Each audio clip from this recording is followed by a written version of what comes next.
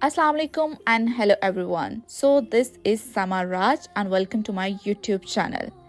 तो आज का ये व्लॉग उम्रे का व्लॉग है जिसके 3 पोर्शंस हैं। एक तो मैं आपको बताऊंगी कि उम्रे पर जाते हुए किन ज़रूरी चीज़ों को साथ रखना ज़रूरी है जो हम अक्सर भूल जाया करते हैं, और उसके अलावा उम्रे की अदायगी का तरीका, एंड थर्डली एंड लास्टली जिन मुबारक मुकामात की हमने ज़ियारत की वो आपको दिखाऊंगी। तो बढ़ते हैं अपने सफ़र की तरफ। तो फाइनली हम मदीना एयरपोर्ट की तरफ लैंड कर रहे हैं। सबसे पहले तो अनोखी चीज़ ये देखने को मिली कि एक काली मिट्टी से ढके हुए मैदान और पहाड़ नज़र आए, जो बाद में जानने को मिला कि ये गर्मी की शिद्दत की वजह से मिट्टी काली हो चुकी है। अभी हम मदीना एयरपोर्ट की तरफ लैंड कर रहे हैं, तो आपको बताना चाहूँगी कि आपके पास एक बैगेज जिसमें आपका तमाम सामान, टॉवल, आपका अगर एहराम आपने रखा है वहाँ से नहीं ख़रीदना, और इसके अलावा तमाम ज़रूरी सामान में आपकी कैंची भी होनी चाहिए, सीज़र्स, और उसके अलावा आपके हैंड कैरी होना चाहिए जिसमें ज़रूरत का सामान होना चाहिए जो आपके साथ आपके एयरक्राफ्ट में मौजूद हो। उसके अलावा क्रॉस बॉडी बैग जिसमें आपकी ज़रूरत की इंस्टेंट नीड्स की जो चीज़ें हैं वो मौजूद हों, जिसमें आ जाता है आपका सन ब्लॉक आ जाता है, आपकी डिफरेंट पेन किलर्स आ जाती हैं, आप मोबाइल रखने के लिए तो इस्तेमाल कर सकते हैं, और मैंने कुछ स्कार्फ पेन्स भी उसके अंदर रखी हुई थी और थोड़ा सा मॉइस्चराइज़र रखा हुआ था। So that's it. तो ये हम लैंड कर रहे हैं मदीना एयरपोर्ट की तरफ। यहाँ से हम अपने सफ़र का आगाज़ करेंगे, व्लॉग का आगाज़ करेंगे। तो ज़रूरी चीज़ों के बारे में मैंने आपको बता दिया। उसके अलावा अगर आप कुछ पूछना चाहते हैं तो कमेंट सेक्शन में आप कमेंट कर सकते हैं, आई विल आंसर इट। इस वक्त की जो कैफियत थी, जो कंडीशन थी, उसके बारे में मैं आपको बता नहीं सकती, बल्कि वो कोई भी मुसलमान जब इस पाक सरज़मीन पर जाता है तो उसके जज्बात और कैफियत सब डिफरेंट होता है और वो बताने के काबिल नहीं होता। I was just speechless. और यहाँ से हमारे उम्रे का आगाज़ हुआ। हम जस्ट लैंड कर रहे हैं मदीना एयरपोर्ट पे, एंड फाइनली अल्हम्दुलिल्लाह we have safely reached here eight Medina airport. तो यहाँ से हमने मूव किया था अपने होटल की तरफ, जो कि मस्जिद नबी के बिल्कुल साथ में था, और दैट वाज मोवेनपिक। और हमने रमज़ान के दिनों में यानी कि आखिरी अशरे में उम्रा किया था, तो इसलिए वहाँ पर बहुत ज़्यादा रश था और हार्डली हमें बुकिंग मिली थी होटल में। और इसी तरह हमारा लगेज ही जा रहा है जी अब मोवेनपिक के अंदर हमारे रूम्स की तरफ हम बढ़ रहे हैं, क्योंकि गालबन ज़ोहर का टाइम है। इसके फ़ौरन बाद हमारी ये सोच थी कि हम जल्दी से होटल के अंदर जाएं, फ़्रेश हो जाएं और असर के वक्त तक बाहर निकलें, क्योंकि रमज़ान का महीना था और रोज़ा था हम सबका। तो हमने सोचा क्यों ना रोज़ा मस्जिद नबी में इफ्तार किया जाए। तो फाइनली ये पहली लुक थी, और ये क्या फ़ीलिंग थी मैं आपको बता नहीं सकती। जब मैं मस्जिद नबी के अंदर एंटर हुई, it was really great, amazing, and even I can't tell you in my words. ये आप खुद चाहेंगे अल्लाह ताला सबको लेकर जाए, आमीन सुम आमीन। तो आपको पता चलेगा कि उस वक्त क्या बंदे की हालत होती है।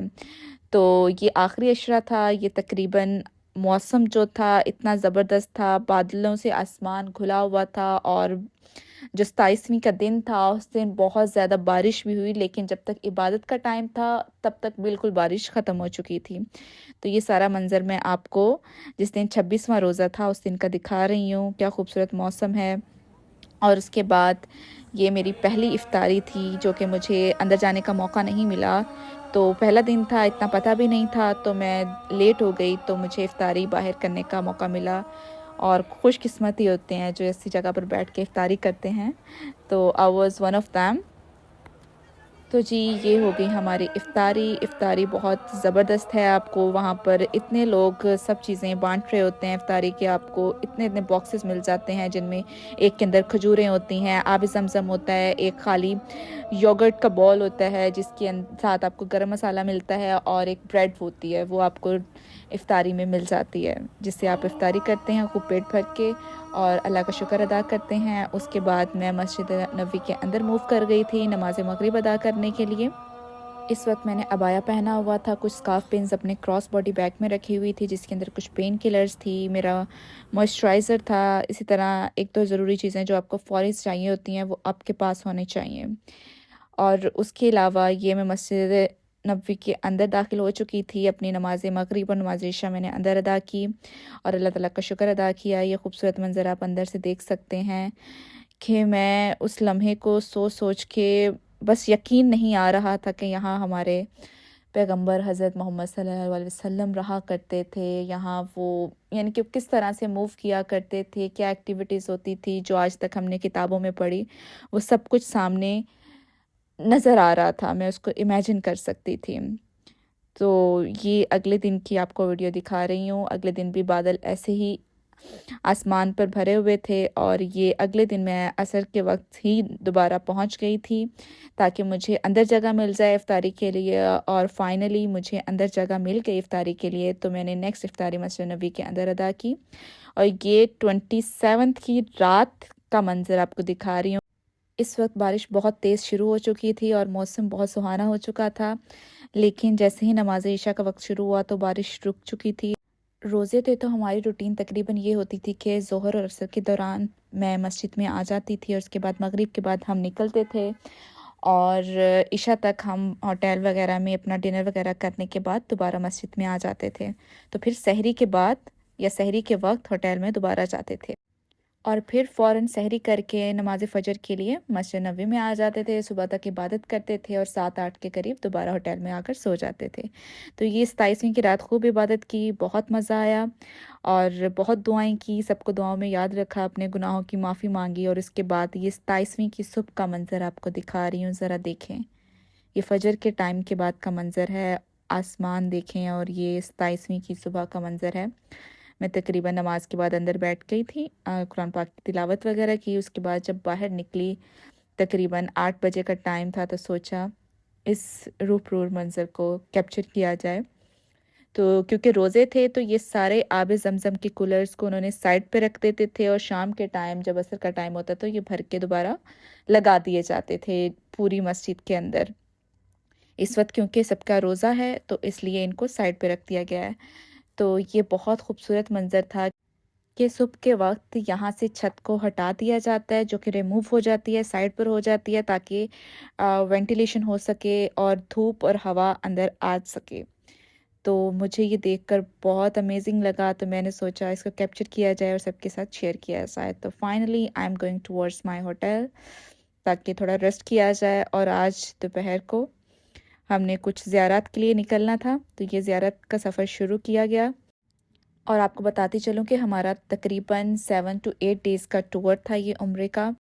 مدینہ میں زیارتوں کے لیے جب گئے تو سب سے پہلے ہم جنت البقیع کی طرف گئے، کیونکہ وہ راستے میں پڑتی تھی، وہاں تمام صحابہ کرام کی قبریں مبارک ہیں، اور وہاں کیونکہ عورتوں کو اندر جانے کی اجازت نہیں ہے، سو ہم نے باہر کھڑے ہو کر ہی فاتحہ پڑھی اور دعا کی کہ وہ کیا ہے خوش قسمت لوگ ہوں گے جن کے بارے میں ہمارے حضور پاک صلی اللہ علیہ وسلم خود شفاعت کریں گے اور کہیں گے کہ قیامت کے روز یہ زمین کا ٹکڑا اسی طرح سے اوپر اٹھا لیا جائے۔ اس کے بعد ہم پہنچے مدینہ کی پہلی مسجد یعنی کہ مسجد قباء میں، جہاں 2 رکعت نوافل ادا کرنے کا ثواب ایک عمرے کے برابر ہے۔ تو جتنے ہو سکیں آپ نوافل ادا کرتے جائیں اور عمرے کا ثواب لیتے جائیں۔ تو بہت خوبصورت منظر تھا، ہر طرف کبوتر ہی کبوتر تھے جو کہ آپ میں ٹکرا نہیں رہے تھے لیکن اپنی موجوں میں مصروف تھے۔ خیر سب لوگ ان کو دانہ دھن کا ڈال رہے تھے، ہم نے بھی کچھ ڈالا۔ اس کے بعد خواتین والی سائڈ پہ ہم نے نوافل ادا کیے۔ اس کے بعد نوافل ادا کرنے کے بعد میں آپ کو اندر کا منظر دکھا رہی ہوں۔ یہ مسجد نبوی کا جو لیڈیز سائڈ تھی، اندر کا منظر ہے سارے کا سارا، اتنا خوبصورت، فانوس اور لائٹس ان سب شینڈلیئر سے ڈھکا ہوا، اٹ واز ریئلی ڈیلائٹفل سیریسلی۔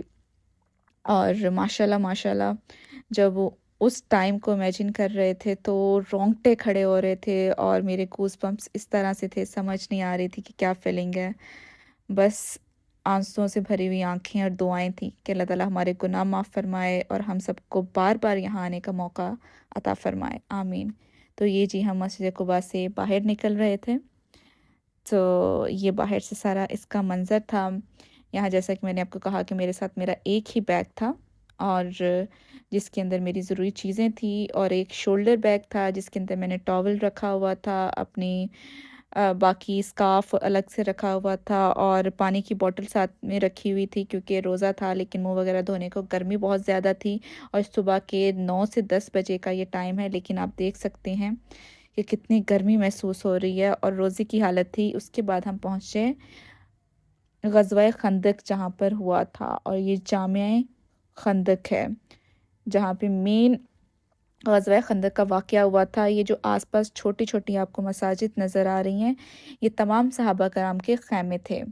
کوئی حضرت علی کا تھا، حضرت عمر فاروق کا، حضرت محمد صلی اللہ علیہ وسلم کا، اس طرح ڈیفرنٹ یہ جو چھوٹی چھوٹی مسجدیں وہاں پر بنائی گئی ہیں، ان کے اوپر سے ٹائٹلز اس لیے مٹا دیے گئے ہیں کہ لوگ وہاں سے مٹی اٹھا کے لے جانے لگ گئے تھے۔ یہ غزوہ خندق جو کہ مین مسجد انہوں نے بڑی ساری بنائی ہوئی ہے، اس کے اندر کا منظر ہے۔ یہاں پر کچھ نوافل ادا کیے اور اس کے بعد باہر آئے۔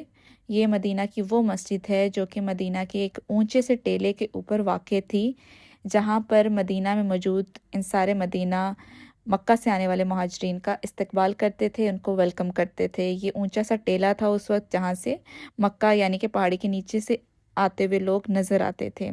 تو یہاں پر کچھ نوافل ادا کیے، اس کے بعد ہم بڑھے اپنی اگلی زیارتوں کی طرف، تو پہنچے ہم غزوہ احد کے مقام پر۔ یہ وہی مقام ہے جہاں حضور پاک صلی اللہ علیہ وسلم کے دانت مبارک شہید ہوئے تھے، اور یہ جو احاطہ آپ دیکھ رہے ہیں نیٹ کے اندر، یہ وہ 70 صحابہ کرام جو غزوہ احد کے دوران شہید ہوئے تھے، ان تمام کی قبریں مبارک ہیں۔ تو ان سب کو اس وقت مکس کر دیا گیا تھا، تو یہ نہیں پتہ تھا کون سی قبر کس صحابہ کی ہے، لیکن ایک انبلیویبل فیکٹ اس چیز کا، اس جگہ کا آپ کو بتاؤں کہ اس جگہ سے ایسی خوشبوئیں آ رہی تھی، ایسی فریگرنس تھی کہ میں آپ کو بتا نہیں سکتی۔ اور یہاں کے جو مقیم لوگ تھے ان کا کہنا تھا کہ یہ خوشبوئیں اکثر رات کو تیز ہو جاتی ہیں۔ اس کے بعد ہم نے اپنے عمرے کے سفر کا آغاز کیا، جو کہ ہمیں مدینہ سے باہر آ کر ایک مسجد میں نیت کرنی ہوتی ہے اور نوافل ادا کرنے ہوتے ہیں، اور مرد حضرات اپنا احرام باندھتے ہیں۔ تو یہ مدینہ سے ذرا باہر آ کے اس مسجد میں نوافل ادا کیے اور عمرے کی نیت باندھی۔ یہاں سے ہمارے عمرے کا آغاز ہو چکا تھا۔ تو عمرے کے دوران آپ کو اپنے فیس پر کسی قسم کی کوئی چیز اپنی باڈی پر لگانے کی اجازت نہیں ہوتی، صرف غسل لیں، خود کو پاک حالت میں رکھیں اور اپنے سفر کا آغاز کریں۔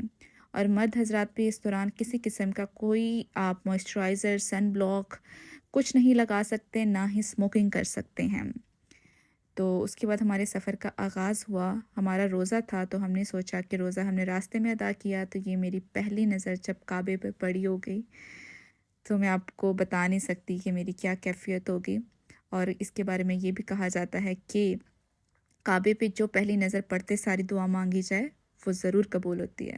تو میں نے تھوڑی سمارٹنیس دکھائی، اور جیسے ہی میری پہلی نظر پڑی تو میں نے ایک تو دعاؤں کے فوراً بعد نہ آنکھ جھپکنے سے پہلے یہ دعا مانگ لی کہ یہاں رہتے ہوئے میں جو جو دعا مانگوں وہ قبول ہو جائے۔ تو اس کے بعد ہم نے اپنے عمرے کے سفر کا آغاز کیا۔ یہاں پہ میں نے 2 رکعت نوافل ادا کیے اور پھر طواف شروع کیا۔ اور طواف کرتے کرتے میں آپ کو اپنی فیلنگز نہیں بتا پا رہی کہ کیا تھیں۔ اور کہتے ہیں کہ طواف کرتے ہوئے ضروری نہیں ہے کہ آپ عربک جو جتنی بھی دعائیں ہیں ان کو پڑھیں، اگر آپ کو نہیں آتی تو آپ اپنے دل میں جو دعائیں ہیں، اپنے گناہوں کی معافی، جو دعائیں مانگنا چاہتے ہیں ویسے ہی مانگیں۔ تو طواف ہم شروع کرتے ہیں جہاں پہ ایک طرف گرین لائٹس لگی ہوتی ہیں اور دوسری طرف حجرہ اسود ہوتا ہے۔ تو حجرہ اسود کی طرف ہاتھ اٹھا کر ہم 3 بار بسم اللہ اللہ اکبر، بسم اللہ اللہ اکبر کہتے ہیں، اور وہاں سے ہمارے چکر کا آغاز ہوتا ہے، طواف کا آغاز ہوتا ہے۔ یہ آپ کو مقام ابراہیم کی زیارت کروا رہی ہوں۔ سبحان اللہ، ماشاء اللہ ماشاء اللہ۔